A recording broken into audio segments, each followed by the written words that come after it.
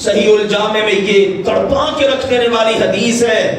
اللہ کے نبی صلی اللہ علیہ وسلم نے فرمایا ان اللہ یبغض، اللہ ذوالجلال والاکرام بغض رکھتا ہے، غصہ رکھتا ہے، نفرت رکھتا ہے، ناپسند رکھتا ہے. کن کو؟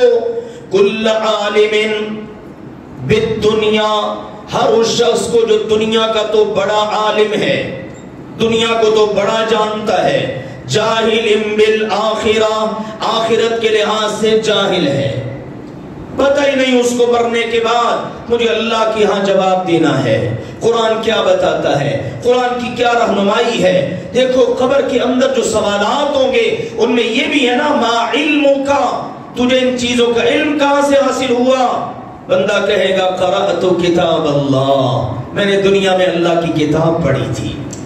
اس کے سامنے صرف دنیا نہ تھی، اس کے سامنے آخرت بھی تھی. اللہ اور اللہ کے رسول نے بتا دیا اصل علم یہ ہے.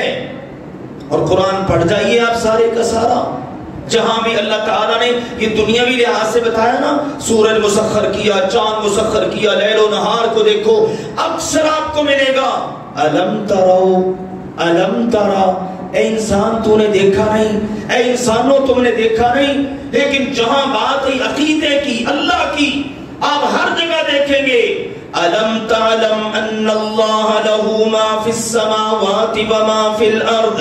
اللہ نے کلمہ استعمال کیا الم تعلم، میرے بندے کیا تجھے علم نہیں؟ اصل علم پھر کیا ہوا؟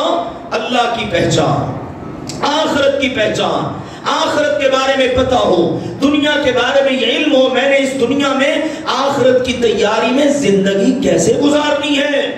فَعْلَمْ أَنَّهُ لَا إِلَهَ إِلَّا اللَّهِ، اللہ کے علاوہ کوئی معبود ہے ہی نہیں، یہ ہے سب سے بڑا علم.